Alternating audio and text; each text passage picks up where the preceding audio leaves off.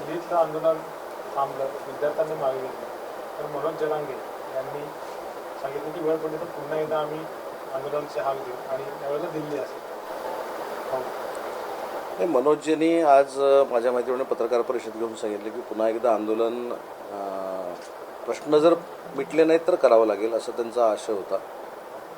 परंतु स्वतः समितीचे अध्यक्ष आदरणीय विखे पाटील साहेब त्यांच्याशी संपर्क साधून आहेत. सन्माननीय भाजपाचे आमदार प्रसाद लाडसाहेब त्यांच्याशी संपर्क साधू आहे. मी देखील त्यांच्या संपर्कामध्ये आहे. त्याच्यामुळे अपेक्षित असं आहे की त्यांना जे आवश्यक वाटतं आणि ती आश्वासनं जी शासनानं दिलेली आहेत ते मी नक्की पूर्ण करणार आहोत. आणि अजून काही त्याच्यामध्ये त्यांना जर वाटत असेल तर आम्ही नक्की त्यांना भेटू, त्यांच्याशी चर्चा करू. परंतु दिल्लीला आंदोलन करण्याची ती जी काही भूमिका आहे ती भूमिका ते घेऊ नयेत अशा पद्धतीनं जी काही कार्यवाही असेल ती शासन म्हणून आम्ही नक्की करू. त्यांच्या अपेक्षित प्रश्नाला उत्तर देऊ, त्यांना जे अपेक्षित आहे ते करण्याचा प्रयत्न करू. साहेब, अजून एक मुद्दा असा रोहित पवारांनी आरोप केला की त्यांचं म्हणणं असं आहे की नीटची जी परीक्षा पहिल्यांदा रद्द झाली त्यानंतर ती पुन्हा झाली, पण त्यावेळेला 3 दिवस अगोदर पेपर फुटले नाही याचा त्यांनी गुजरात कनेक्शन वगैरे असे आरोप करत त्यांनी म्हटलंय की याबाबत सरकारनं गांभीर्यानं तातडीनं कारवाई करावी. नाही, याच्यामध्ये तर जबाबदारीने ते बोलले असतील तर पोलिसांनी त्यांना विचारावं की त्यांना जर माहिती आहे 3 दिवस अगोदर पेपर फुटलेले आहेत, अजून कुठच्या राज्याचं कनेक्शन आहे आणि त्यांच्याकडे ती माहिती असून सुद्धा जर देत नसतील हे देखील चुकीचं आहे. त्याच्यामुळे ती जी काही त्यांच्याकडे माहिती आहे तरी सरकारकडे द्यावी, पोलिसांकडे द्यावी किंवा पोलिसांनी त्यांच्याकडनं ती माहिती घ्यावी. विजेच्या संदर्भात बोलताना मंत्री गुलाबराव पाटील यांनी एक असं विधान केलं होतं की शेतकऱ्यांना त्रास झाला तरी चालेल, उद्योजकांना त्रास नको. मला वाटत नाही की गुलाबराव पाटील साहेब अशा पद्धतीचं वक्तव्य करतील. परंतु बळीराजा हा आमचा अन्नदाता आहे, शेतकरी हा आमचा अन्नदाता आहे. त्यामुळे महाराष्ट्रातल्या सरकारची पहिली प्रायोरिटी, पहिला प्राधान्यक्रम हा शेतकरी आहे. मी राज्याचा उद्योगमंत्री आहे. उद्योगांवर अडचणी येऊ नयेत, उद्योगांवर संकट येऊ नयेत यासाठी अनेक उपाययोजना करण्याचा उद्योगमंत्री म्हणून आम्ही प्रयत्न करतो. मुख्यमंत्री प्रयत्न करतात, उपमुख्यमंत्री प्रयत्न करतात. परंतु हे सगळं करत असताना शेतकऱ्यांची जागा जी असते, सर्वसामान्य माणसांची जी जागा असते ती MIDCनं घेतल्यानंतर त्याच्यामध्ये उद्योग उभे राहत असतात. त्याच्यामुळे शेतकरी हा महाराष्ट्राचा कणा आहे आणि शेतकऱ्यांमुळंच आज आपल्याला 2 वेळेचं अतिशय चांगल्या पद्धतीनं खायला मिळतं आहे. त्याच्यामुळे बळीराजा शेतकरी हा आपला अन्नदाता आहे. नीटचं पेपर फुटल्याप्रमाणे MSCIT आणि चा पेपर सुद्धा फुटल्याचा आरोप कोणी आरोप केला? काँग्रेस पण करता आहेत. नाही, मला असं वाटतं की नुसतं आरोप करण्यामध्ये काही अर्थ नाही. त्याच्यामध्ये सत्यता असेल तर त्यांनी पोलिसांना सांगावं. त्यांना माहिती आहे आणि आम्हाला माहिती नाही असं धरा, पण त्यांना माहिती असून ते जर सांगत नसतील तर तो देखील अन्याय आहे विद्यार्थ्यांच्या विरोधात. तर त्याच्यामुळे त्यांना जे काय माहिती आहे ते त्यांनी पोलिसांना सांगावं, सरकारला सांगावं. त्यांच्याकडे योग्य माहिती जर असेल त्याच्यावर नक्की कारवाई करू ना. पंतप्रधान नरेंद्र मोदी यांची भेट खासदार सुनील तटकरे यांनी घेतलेली आहे दिल्लीमध्ये. या सगळ्या मुद्द्याकडे कसं बघता नेमका? राष्ट्रवादी काँग्रेस पक्ष अजितदादांचा हा आमचा मित्रपक्ष आहे. त्या पक्षाच्या राष्ट्रीय अध्यक्ष आदरणीय सुनेत्रा वहिनी आहेत, प्रदेशाध्यक्ष सुनीलजी तटकरे आहेत.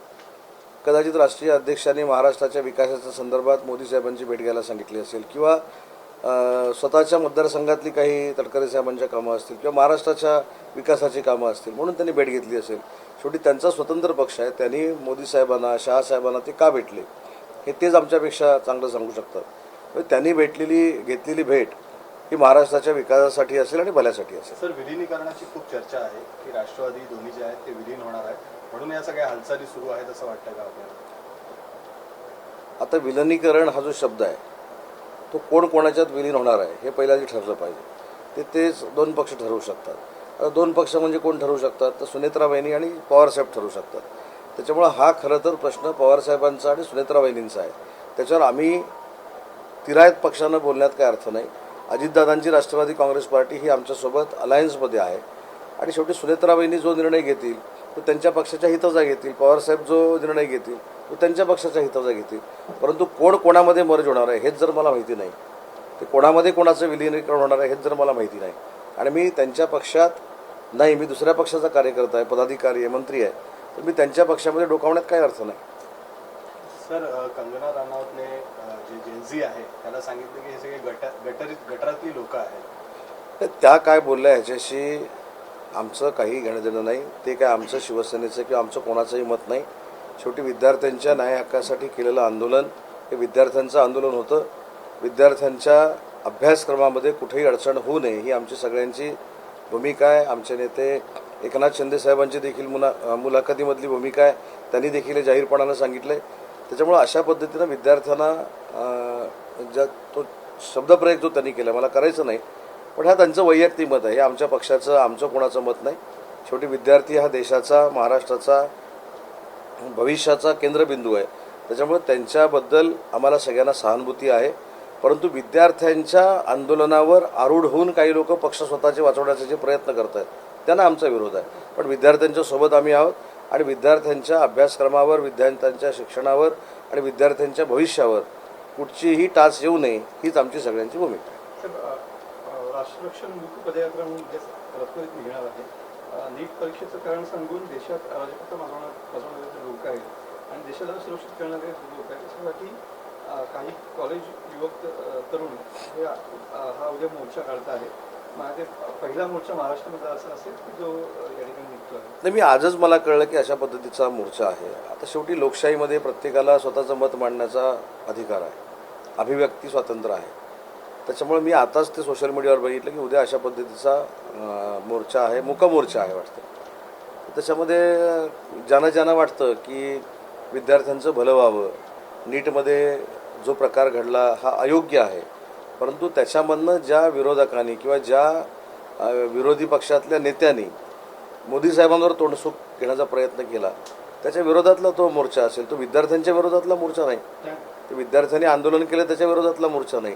विद्यार्थ्यांच्या आंदोलनाच्या खांद्यावर बंदूक ठेवून मोदी साहेबांना वाटेल त्या भाषेत जे विरोधक बोलले त्यांच्या संदर्भातला तो मोर्चा असावा.